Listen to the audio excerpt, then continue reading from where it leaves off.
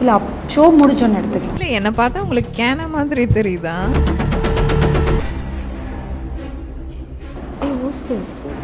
இல்லை ஷோ முடிச்சோன்னு எடுத்துக்கலாம். ஏய் எருமோ மாடு. இல்லை இல்லை என்னடா இது getup? No matter what they do, it's the master of blaster. Rhythm. Hey, no matter what they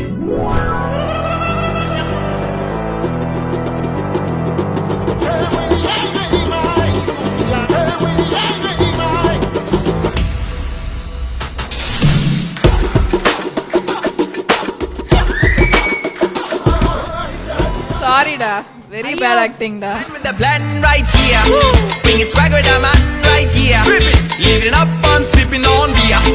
Yeah, clap for me man right here. என்ன வந்து புஷ்ன்னு பண்ணிட்டீங்க. நான் அவர் ஓவர் பெர்ஃபார்மன்ஸ் கொடுக்கலான்ற லெவலில் ஆக்டிங்லாம் ரெடி பண்ணி வச்சிருந்தேன். இல்லை என்னை பார்த்தா உங்களுக்கு கேன மாதிரி தெரியுதா?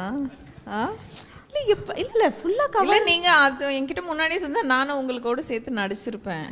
இந்த நாய் எப்படி வந்தாலும் இதை நான் கண்டுபிடிச்சிருவேன். இது தவழ்ந்துட்டு இருந்ததுலேருந்து எனக்கு இவனை தெரியும். எப்படி எப்போ இவன் பாடி லாங்குவேஜ் எனக்கு தெரியாமல் இருக்கும்? சரி, ஃபர்ஸ்ட் திங் வந்துட்டு என் மூஞ்சி, என் கண்ணு கூட அவன் பாத்திரக்கூடாதுன்னு தான் மூஞ்ச மூடிக்கிட்டே வந்தேன். சரியா, ஃபோன் நோண்டுற மாதிரி. அப்பயும் அவங்க இது எனக்கு புள்ள மாதிரி. இது சங்கீதா அக்கானா வந்துட்டு எனக்கு அவங்கள ஒரு ஷோவில் தான் பழக்கம்.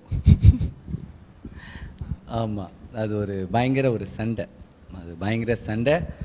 என்னை திட்டாங்க. நானும் ரொம்ப வருஷமாக வந்துட்டு எனக்கு அவங்க மேலே பயங்கர கோவம். ஒரு நாள் அவங்கள பார்த்துட்டு நான் கேட்டேன், என்னையா அன்றைக்கி திட்டினீங்க அப்படின்னு நான் கேட்டேன். சத்தியமாக கேட்டேன். ஒரு 6 இயர்ஸ் இருக்குமாக்கா? 7-8 இயர்ஸ் மேலே இல்லையா? ஸோ நான் கேட்டேன் நேராக போயிட்டு, ஹாய். அதெல்லாம் கிடையாது. ஏன்னா எனக்கு ரொம்ப வருஷமாக எனக்கு இருந்துகிட்டே இருக்குது. ஏன்னா ஃபர்ஸ்ட் டைம் நான் வரும்போதே நான் அவ்வளோ ப்ரைஸ் பண்ணி பேசினாங்க.